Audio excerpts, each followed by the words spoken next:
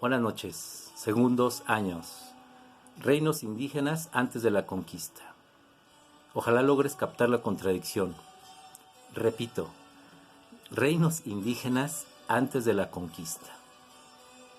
¿Qué te está queriendo decir esto?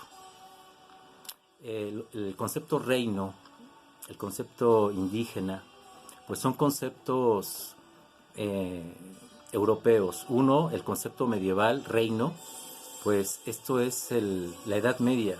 Había reyes, señores, había señoríos, cacicazgos. El concepto indígena es un concepto antropológico muy moderno, muy reciente, que viene a definir a todo lo nativo, a todo lo que trata y lucha la antropología sobre el otro, lo diferente, en este caso lo indio. Lo indio así llamado por los españoles, en este caso la palabra indígena es un concepto ya de la antropología. Por consiguiente, no hay reinos indígenas antes de la conquista. Entonces, repito el título, Reinos indígenas antes de la conquista. El concepto de reinos indígenas pues nos remite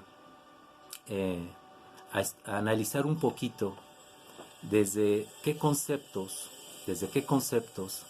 se estudia las culturas prehispánicas. Y les voy a mencionar algunos. Y pónganse abusados grupos de segundo. Esto es sencillo.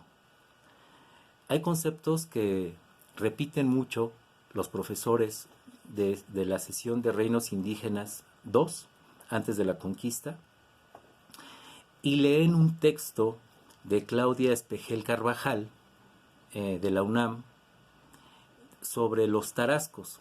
Los tarascos pues son los purépechas, que desde el siglo XIII, XIV, pues van tomando mucho poder. XV, los aztecas nunca pudieron dominarlos. Estas culturas otomíes y chichimecas pues nunca fueron dominadas por los aztecas. Ya entrado el siglo XVI, pues una vez que ya las huestes de Cortés y la militarización y la evangelización van tomando forma, pues los purépechas van siendo derrotados apenas. Bueno, explican estos dos maestros muy bien, por cierto.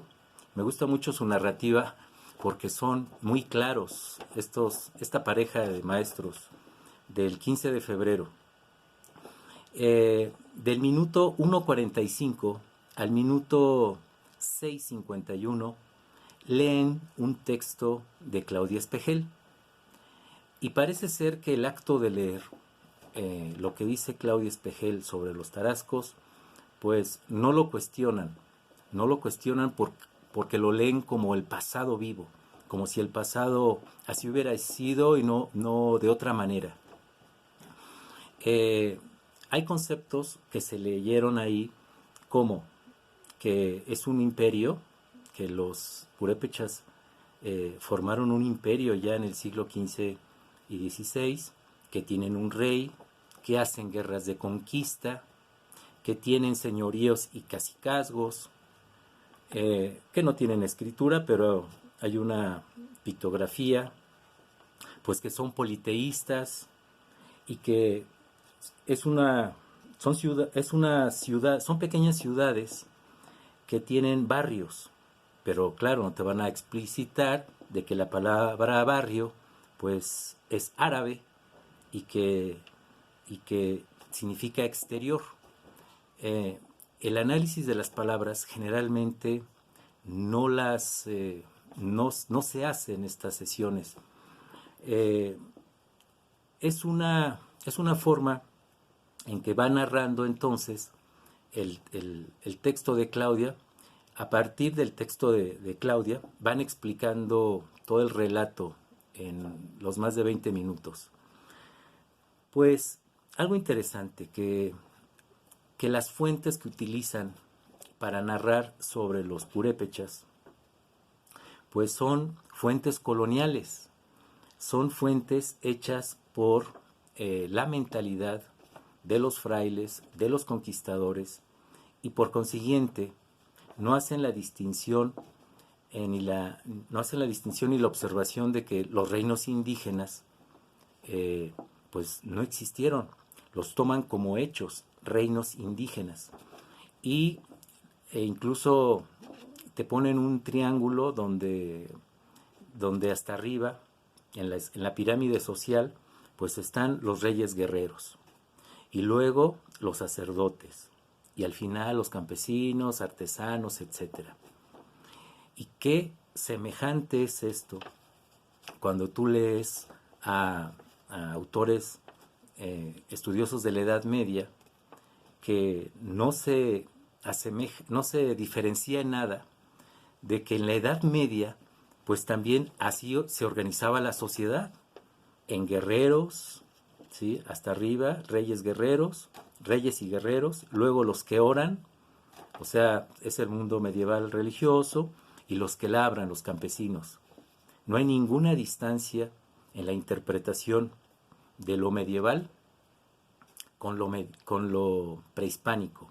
Y cómo no, si quien interpreta la historia de los pueblos indígenas son frailes, son escribas religiosos que traen una mentalidad, una lógica de ver la vida europea, y desde ahí ven estas realidades que para ellos son según la forma en que ellos la ven. Entonces, la historia del mundo prehispánico no existe. Existe la historia de los que colonizan el pasado, es decir, los que dicen cómo es el pasado. Colonizar el pasado significa que yo te digo cómo fue tu pasado.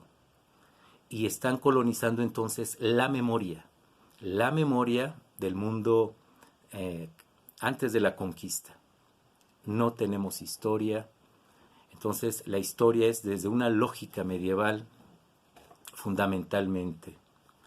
Hay algunas algunas reflexiones de un historiador francés que se ha dedicado al análisis de la escritura, o sea, de la historiografía del mundo prehispánico.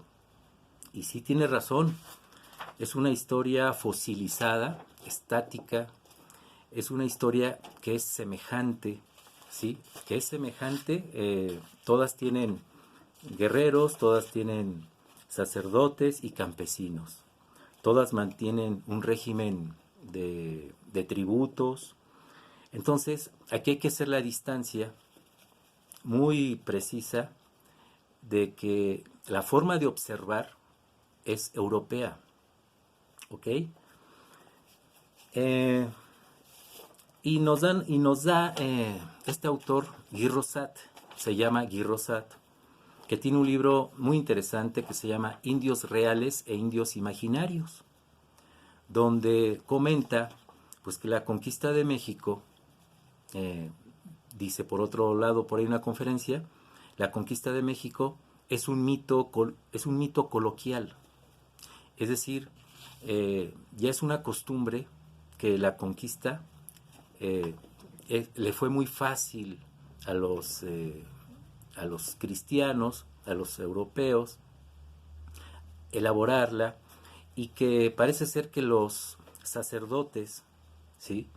Estos elegidos, estos ungidos por ciertos conocimientos superiores de los dioses, pues podían ver el futuro, los presagios y prodigios. Pero esos presagios y prodigios que anticipaban la llegada de los españoles no existía más que en la cabeza de los cristianos. Es decir, aquí no se esperaba a nadie, y entonces la historia de la conquista pues es un discurso que niega la otredad vista. O sea, ¿qué quiere decir esto? Que jamás vas a encontrar lo que es y lo que fueron las culturas prehispánicas escritas por una mente, por un fraile, porque el fraile solamente va a observar lo que trae aquí. Y lo que trae aquí es su cultura europea. Y sin embargo hay muchos defensores de las crónicas de la conquista y también de las crónicas del supuesto vivir del mundo antes de la conquista. Y por eso van a leer como verdad lo que dicen las crónicas acerca de cómo fue el pasado purépecha en este caso, la cultura purépecha. ¿Ok? De este Aprende en Casa selecciono lo que leen los profes, estos dos profes, de Claudia Espejel Carvajal, del minuto 1:45 al minuto 6:51. ¿Ok? Vas a, entre otras tareas que te voy a dejar aquí en el menú, vas a analizar muy bien lo que leen en estos 5 minutos los profesores. Lo vas a analizar y la tarea va a consistir en leer detenidamente, en escuchar detenidamente lo que dice la lectura. Y ya en el menú de tareas te voy a decir qué tienes que observar de esa lectura. ¿Ok? Bueno, el pueblo purépecha pues nunca fue conquistado por los aztecas. Y los aztecas, bueno, ahí sí te los ponen como los que conquistaron la zona sur, la zona de Oaxaca, a mixtecas, zapotecas. Y aquí hay algo muy, muy interesante. El conquistador de los purépechas es Nuño de Guzmán. Nuño de Guzmán es como el Cortés que acabó con la cultura azteca. Y Nuño de Guzmán y Vasco de Quiroga, en este caso el obispo, acuérdate, ¿no? Lo militar y lo religioso son los que van a controlar las expediciones de conquista.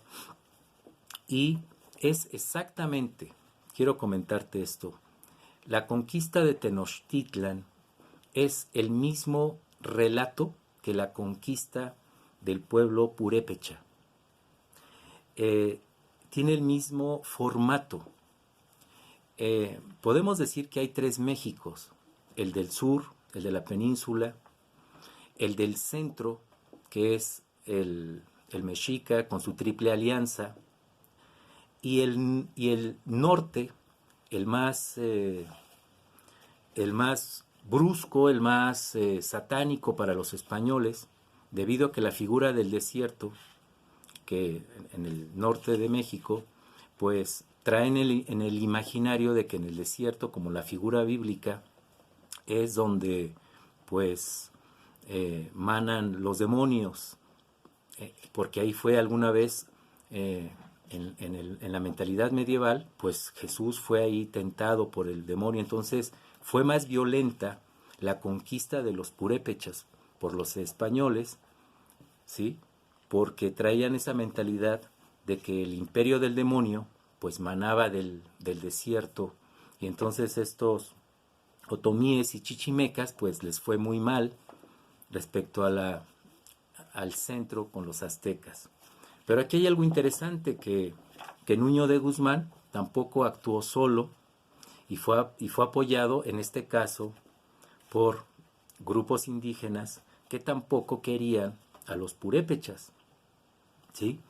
Y entonces ya estaba dividida la población. Muchos antiguos aztecas también apoyaron a Nuño de Guzmán y finalmente derrotaron a los purépechas. Siempre las enemistades y nosotros mismos nos conquistamos. Entonces ahí hay algo interesante con los purépechas. Finalizo con esta cultura que es muy interesante. Lo que leen de Claudia Espejel Carvajal es importante, es una supersíntesis de los purépechas que van desarrollando estos dos maestros. Y y de ahí me voy a fundar para las tareas y otras más que te voy a proponer. Quiero finalizar invitándote a que te pongas al corriente porque ya se acercan las evaluaciones. Cuídate mucho y me despido. Bye.